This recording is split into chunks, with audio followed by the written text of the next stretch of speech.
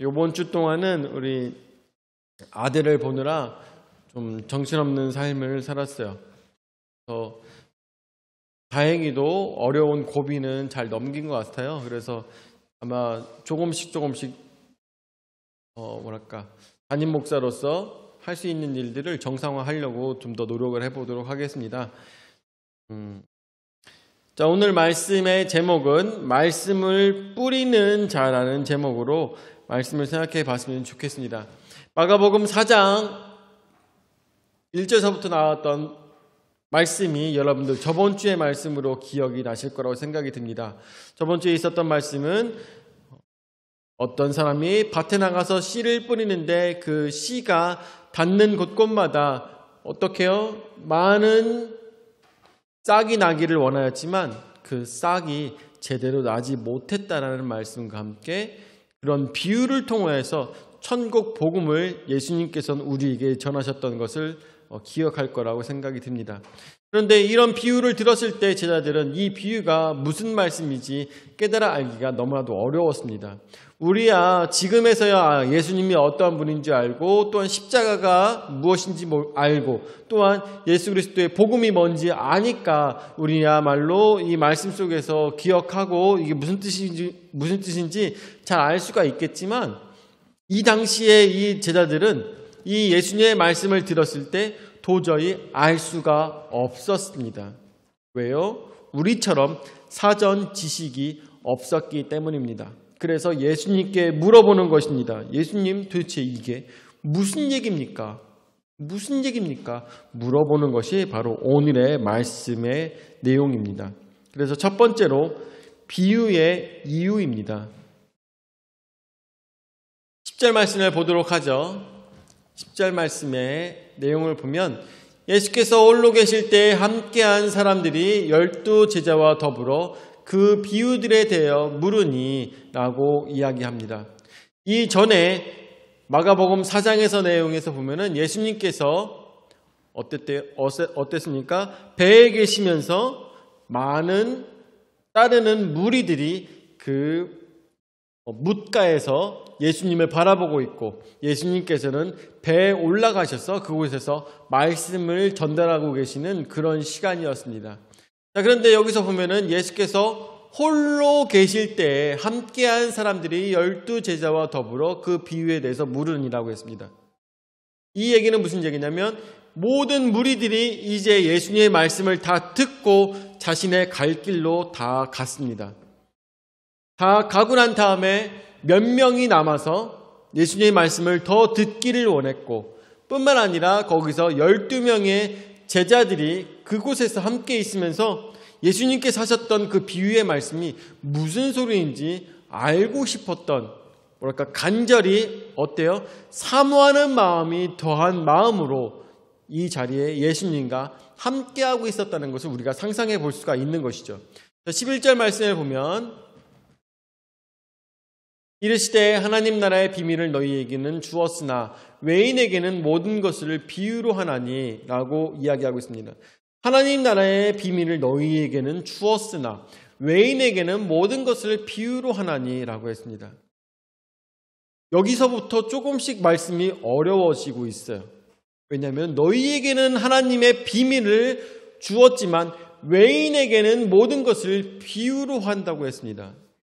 다른 사람들 이외의 사람들에게는 다 비유로 말씀하고 계신다라고 이야기하고 있습니다. 자, 12절 말씀 보도록 하죠. 이것이 굉장히 난해한 말씀일 거라고 생각이 듭니다.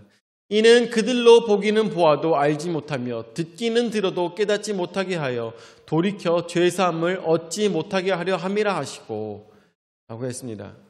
여러분들 이 말씀을 깊이 보셔야 됩니다.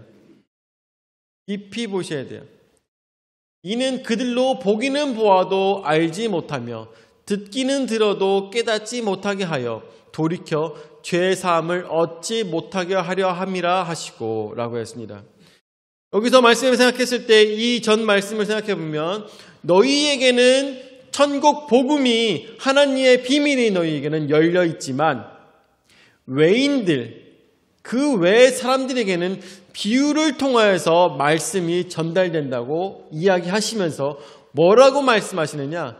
보기는 보고 듣기는 들어도 돌이켜 죄사함을 얻지 못하게 하기 위해서 비유로 말씀하신다는 것이에요. 이게 무슨 얘기일까요? 여러분들 감이 오시나요? 예수님께서는 이 동안 세상의 모든 사람들에게 하나님의 천국 복음을 예수님께서 많은 사람들에게 전달하셨습니다. 근데 예수님께서 뭐라고 말씀하시냐면 어떤 사람은 죄사함을 말씀을 듣고 깨달아 알아서 죄사함을 얻지 못하게 하신다라고 얘기하고 계시는 것이죠. 이 말씀이 이해가 가시나요? 이 말씀이 이해가 가시나요?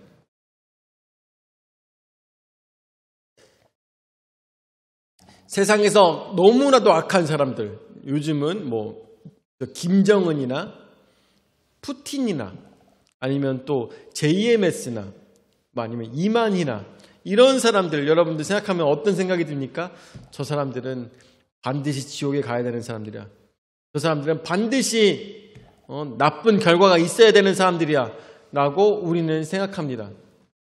그렇지만 성경 말씀에 의한 하나님의 사랑에 의한다면 우리는 아무리 그 사람들을 미워하고 그 사람들의 죄에 대해서 너무나도 큰 죄에 대해서 저건 갚을 수가 없는 죄야라고 생각하고 있지만 예수 그리스도의 복음으로 인해서 저들도 회개하고 하나님 앞에 돌아간다면 저들도 어떻게 됩니까?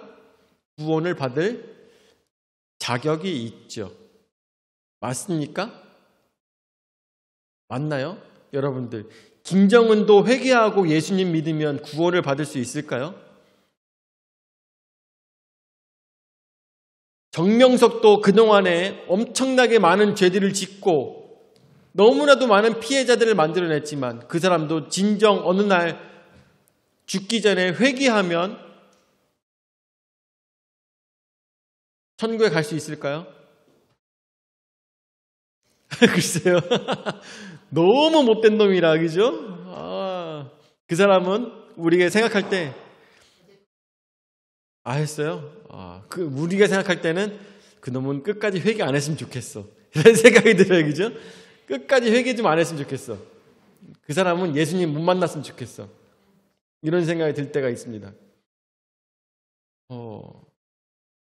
세상에 아무리 나쁜 죄를 짓고 정말 천하의 죽일 놈 같은 사람도 성경에 있는 이 복음에 의하면 하나님 말씀에 의하면 어떠한 천하의 나쁜 죄를 지은 사람도 예수 그리스도의 복음을 듣고 깨달아 회개하면 천국에 갈 수 있다는 것이 우리 기독교적인 마인드입니다. 어느 누구도 부정할 수 없는 것이고 그것이 죄의 크고 작음에 있지 아니하고 오로지 예수 그리스도의 하나님의 은혜라는 것으로 갈 수 있다는 것을 우리는 너무나도 잘 알고 있습니다.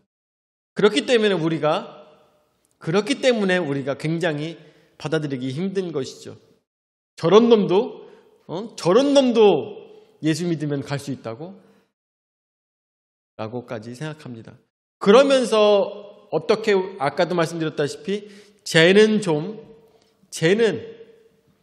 차라리 복음을 몰라서 지옥 갔으면 좋겠어 라고까지 정말 생각이 든다라는 것입니다. 그런 생각까지 들어요. 근데 오늘 예수님 말씀에 보니까 보기는 보아도 보지 못하며 듣기는 들어도 깨닫지 못하게 하여 돌이켜 죄사함을 얻지 못하게 하려 함이라 하시고 라고 했습니다. 이거야말로 그들을 위한 말씀이 아니겠느냐라고 우리가 생각할 수도 있다라는 것이죠. 이거야말로 그들을 위한 말씀이 아니냐. 자, 그렇지만 그렇지만 그것이 아니라는 것을 우리가 한번 생각해 봤으면 좋겠는데요. 한번 성경 말씀을 찾아봤으면 좋겠습니다. 이사야서 6장 9절서 10절 말씀을 봤으면 좋겠습니다. 이사야서 6장 9절서 10절 말씀.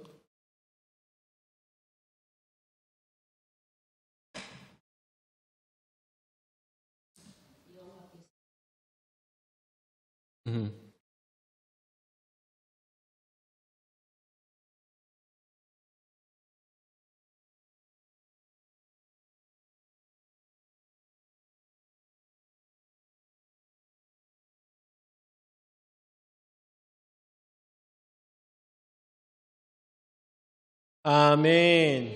그렇습니다. 진정 이것이 하나님의 마음인 것이죠. 하나님께서 원하시는 우리의 인생에 가야 될 길은 바로 여기에 있다라는 것입니다.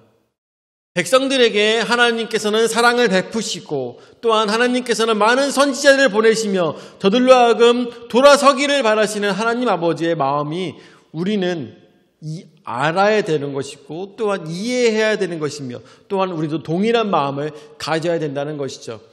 그러는 속에서 눈으로는 보고 귀로는 듣고 마음으로 깨닫지만 돌아오지 못하는 자들도 많이 있습니다. 그렇지만 하나님의 진정한 마음은 그들로 하여금 깨닫지 못하는 것으로 끝나는 것이 아니라 깨닫고 돌아오기를 원하시는 하나님의 마음이 이사야서 6장 9절에서 10절 말씀으로 나오고 있는 것입니다.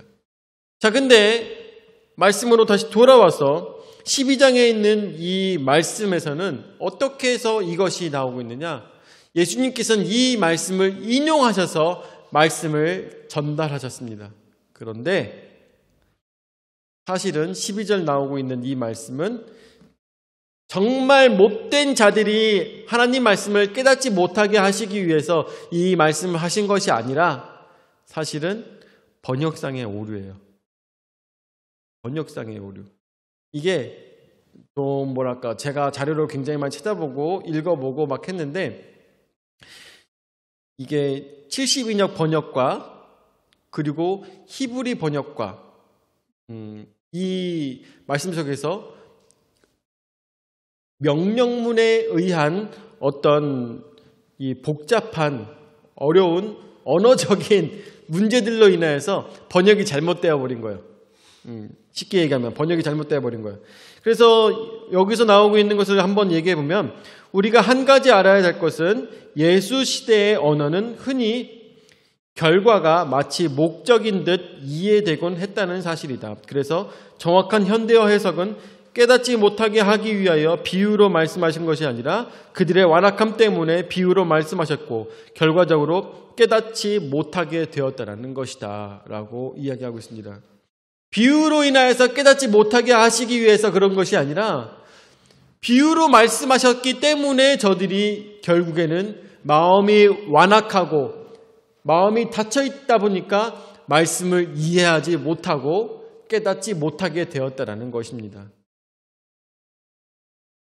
마가복음의 이 4장 12절 말씀은 마치 죄로 인하여서 어떤 사람은 구원을 받지 못한다는 얘기가 아니라 저들의 죄 때문에 하나님의 말씀이 저들에게 들어가지 않는다라고 얘기하는 것입니다. 여러분들 오늘도 우리가 이 자리에 함께 앉아 있고 하나님의 말씀을 보고 있습니다.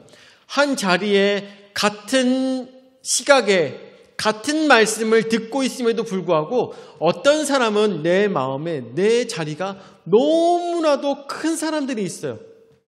너무나도 큰 사람들. 내 자리가 너무 크고 그리고 내가 행하였던 모든 이 죄들이 너무나도 크다 보니까 이 죄가 나의 삶을 잠식시키고 또한 이 죄가 나로 하여금 마음을 완악하게 만들어서 하나님 말씀을 들어도 깨닫지 못하며 말씀을 들어도 콧방귀를 끼며 말씀을 보아도 이것이 나에게 내 삶을 변화시키지 못하게 하는 그러한 삶을 살아가고 있는 자들로 하여금 너무나도 안타깝게도 말씀을 들어도 삶에 변화가 없다라고 말씀하고 계시는 것입니다.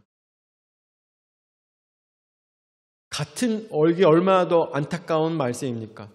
같은 자리에 있고 같은 말씀을 듣고 있어도 같은 것을 보고 있어도 이곳에서도 마치 구원받는 자가 있고 구원받지 못하는 자가 있을 수 있다는 것입니다.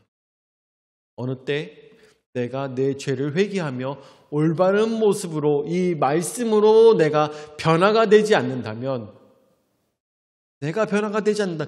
네가 변화가 돼야지 너는 얼마나 잘못하고 있어, 이거를 하는 것이 아니라 바로 나 자신을 보고 있어야 된다는 것입니다. 나 자신을. 다른 사람의 잘못을 보고 있을 것이 아니라 바로 내 잘못을 보고 있었을 때 그곳에서 거기에 죄사함이 있고 그곳에 구원이 있다는 것입니다.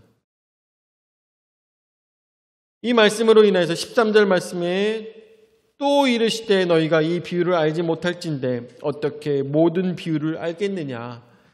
너희가 이 말씀도 깨닫지 못하는데 어떻게 내가 이야기한 들 너희가 깨달아 알 수 있겠느냐라고 이야기하고 있습니다. 저번 주에 여러분들에게 말씀을 드렸었죠. 저번 주에 말씀을 드렸다시피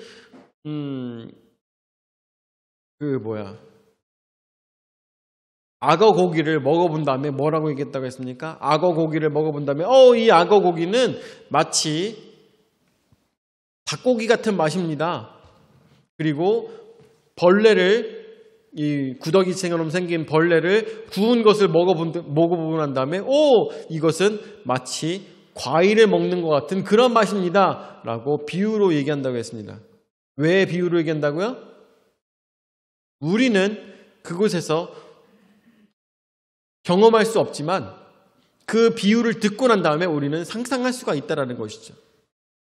그 비유를 듣고 상상할 수가 있기 때문에 비유로 말씀하신다는 것입니다. 자, 그런데 이 비유의 말씀을 듣고도 상상하지 아니하며 이 비유를 듣고도 자신의 삶의 변화가 없다면 그 사람은 어떻게 알겠습니까? 이 오늘 나오고 있는 이 비유의 말씀도 깨닫지 못하는데 어떻게 모든 다른 비유들도 너희가 깨달아 알 수 있겠느냐라고까지 말씀하시는 것입니다. 그래서 두 번째로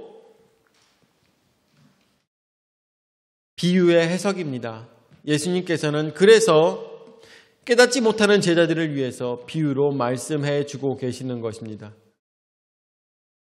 아마 저는 생각할 때 이것도 예수님께서 비유로 말씀하신 것에 대해서 해석해 주지 않으셨으면 또 이 씨 뿌리는 비유를 가지고서 분명히 이단이 나왔을 것입니다. 예수님께서 해석해 주셨기 때문에 그것이 마가복음에 써있고 마태복음에 써있고 하니까 이것들을 가지고 장난치는 사람들이 그나마 적은 거지, 아마 이 천국복음은 듣는 사람들마다 귀가 달리 듣고 또한 마음에 다른 식으로 심기 때문에 그것이 죄가 되고 그것이 또한 다른 사람들로 하여금 잘못된 일로 갈 수가 있을 것 같은데, 어쨌든 간에 14절서부터 말씀을 보면 뿌리는 자는 말씀을 뿌리는 것이라 라고 이야기하고 계십니다. 뿌리는 자는 말씀을 뿌리는데 이 뿌리는 자는 하나님께서 말씀을 뿌릴 수도 있는 것이고 또한 우리가 믿음으로 하나님의 말씀을 듣고 그것을 다른 사람들에게 뿌릴 수도 있는 것이고 또한 교사로서 아니면 목사로서 전도사로서 권사로서 집사로서 말씀을 뿌리는 모든 사람들에 대해서 이야기하고 계시는 것입니다. 그렇죠? 말씀을 뿌리는 자들, 이 씨를 뿌리는 자들에 대해서 이야기할 수가 있는데 15절 말씀해 보니까 말씀이 길가에 뿌려졌다는 것은 이들을 가리킴이니 곧 말씀을 들었을 때 사단이 즉시 와서 그들에게 뿌려진 말씀을 빼앗는 것이요 라고 이야기하고 있습니다. 말씀을 뿌렸는데 길가에 뿌려졌습니다. 이 말씀에 길가에 뿌려진 것이 땅속 깊숙이 들어가지 못하고 그냥 그 자리에 동동동 떠 있는 것이죠. 오늘도 여러분들 이 자리에 앉아가지고 하나님 말씀을 듣고 있지만 어떤 사람들이 있을까요? 지금도 다른 생각들을 하고 이 시간만 빨리 지나가기를 원하고 어제 잠을 제대로 못 잤는데 좀 졸리네 하면서 피곤해하는 마음들이 있을 수도 있습니다. 이러한 것들이 어떤 것이겠어요?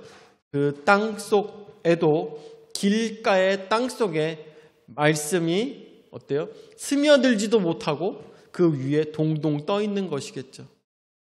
그 길 위에 그냥 뿌려지고 말씀이 전혀 들어갈 기미도 없고 그것이 그냥 위에 올라가 있는, 말씀이 위에 올라가 있어. 그나마 이 말씀이 위에 올라가 있다면 언젠가 사람들의 밟아주는 고통에 의해서 이 씨가 그 사람 몸속 깊숙이 들어갈 수 있는 기회가 있을지 모르겠지만 이것이 어떻게 해요? 또한 세상으로 돌아가게 되면 세상의 많은 고통으로 인하여서 말씀을 다 빼앗기고 말게 될 것입니다. 16절 말씀에 또 이와 같이 돌밭에 뿌려졌다는 것은 이들을 가리키니 곧 말씀을 들을 때 즉시 기쁨을 받으나 그 속에 뿌리가 없어 잠깐 견디다가 말씀으로 인하여 환난이나 박해가 일어나는 때에는 곧 넘어지는 자요라고 이야기하고 있습니다. 말씀을 받았습니다. 그리고 너무나도 기뻐요. 즐거워요. 아, 그래. 하나님께서 나의 삶을 인도하시고 계시는구나. 나를 인도하시는 삶을 내가 살아가고 있구나 라고 생각하고 있는데, 그런데 집에 가면서 쌓여있는 설거지거리를 보고 집에서 아무것도 먹지 못하고 있는 아이들을 보고 집에서 깽판 치고 있는 남편을 보면서 무슨 생각합니까? 에휴, 이게 무슨 하나님께서 인도하시는 삶이야. 이런 생각을 하며 내 삶은 시궁창인데 무슨 교회야.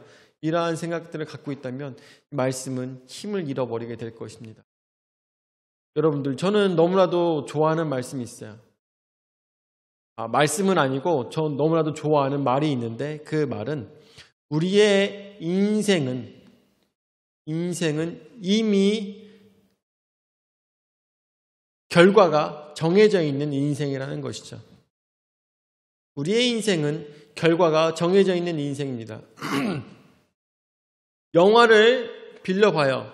요즘은 DVD로 나오죠. DVD로 해갖고 영화를, DVD 말고 만약에 저기를 비디오 테이프를 여러분들 어렸을 때, 젊었을 때 많이 보셨잖아요. 이제 비디오 테이프로 영화도 많이 보셨잖아요. 비디오 테이프를 딱 빌리기 전에 무엇을 봅니까? 비디오 테이프 대여점을 가갖고 일단은 제목을 보고 이거 재밌을까? 그리고 다음에 표지를 봅니다. 앞쪽 표지를 보면 무슨 생각이 들어요? 야, 이거 이런 내용이겠구나 라고 생각합니다. 그리고 뒤집어 보면은 거기에 뭐가 나와요? 대충 줄거리가 나와요. 대충 줄거리가 나오는데 끝까지 나옵니까? 끝까지 안 나오죠. 절대 끝까지 나올 수가 없어요. 끝까지 나오면 안 되기 때문에. 끝까지 나오면 영화를 안 보기 때문에.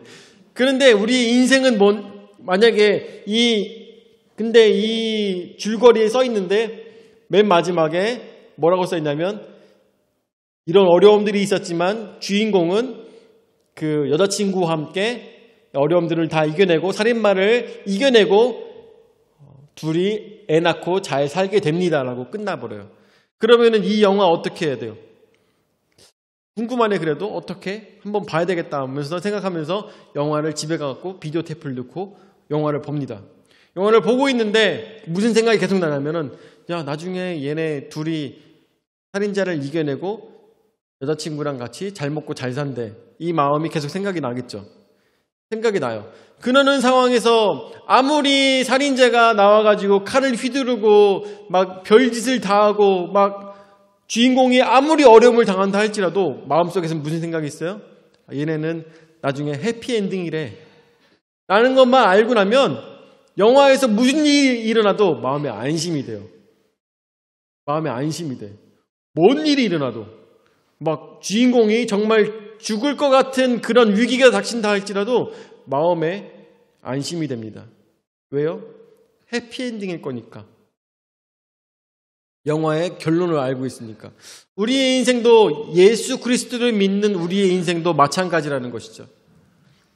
엔딩을 알고 있는 영화는 안심이 됩니다. 우리의 인생도 마찬가지로 우리가 세상 살아가면서 아무리 어려움과 고통을 당한다 할지라도 우리의 엔딩은 어디입니까? 바로 천국이고 하나님의 품이며 예수 그리스도의 옆에 함께 앉게 되는 엔딩이라는 것이죠. 어느 순간이 온다 할지라도 우리는 고통을 감내해낼 수 있습니다. 왜냐하면 이것도 결국에는 그냥 다 지나가게 될, 천국에서 무슨 생각하겠습니까? 천국에서는 그때 그랬었어 라고 하며 어때요? 하나의 무용담이 되게 될 것입니다. 나 예전에 살았을 때는 하면서 무용담이 되게 될 것입니다.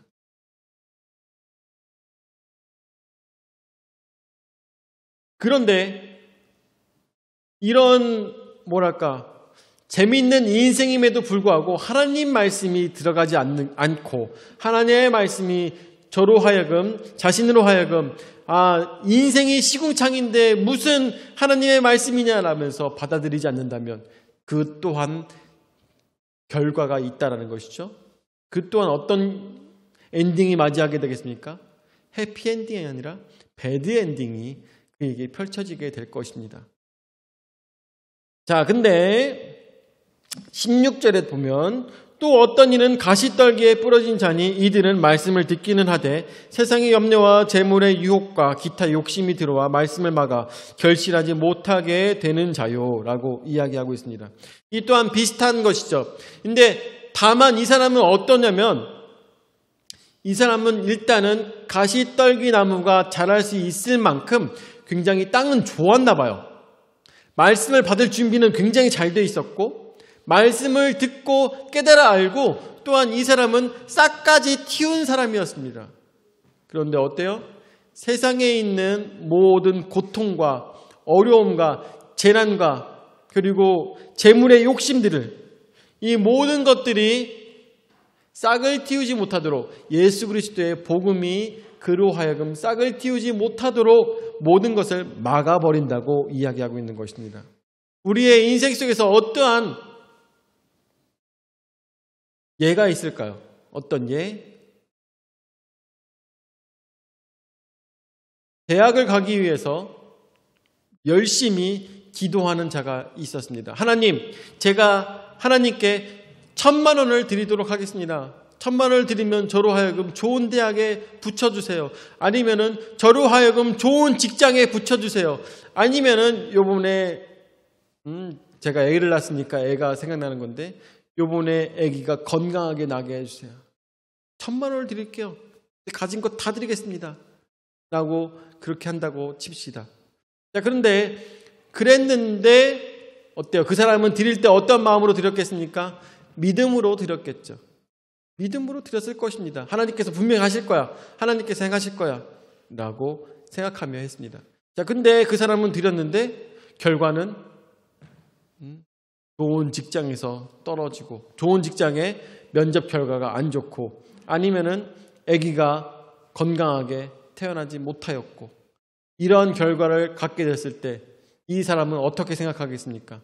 하나님은 안 계셔. 하나님은 안 계셔. 라고 생각한다는 것이죠. 그럼 정말 웃긴 게 하나님께서 내가 그렇게 해줄게 라고 말씀하신 것도 아니고 하나님과 함께 딜을 하고 있었다는 것이죠. 나 혼자 그렇게 생각하고 나 혼자 행하고 나 혼자 그러한 고민들을 갖고 하나님께 딜을 하고 있었다는 것이죠. 그런데 그것이 내 인생을 바꿀 만큼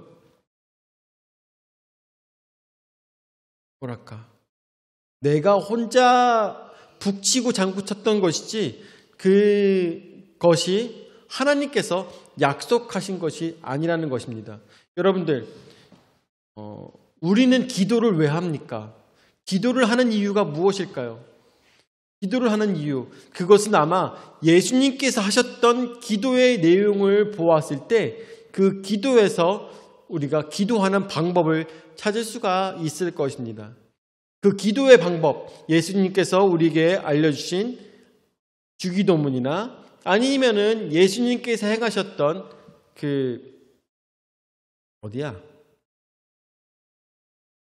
갑자기 산 이름이 생각나는데 예수님께서 십자가에 달려 돌아가시기 전에 기도하셨던 그 기도를 보았을 때 예수님의 기도에는 특징이 있습니다. 어떤 특징인지 아십니까?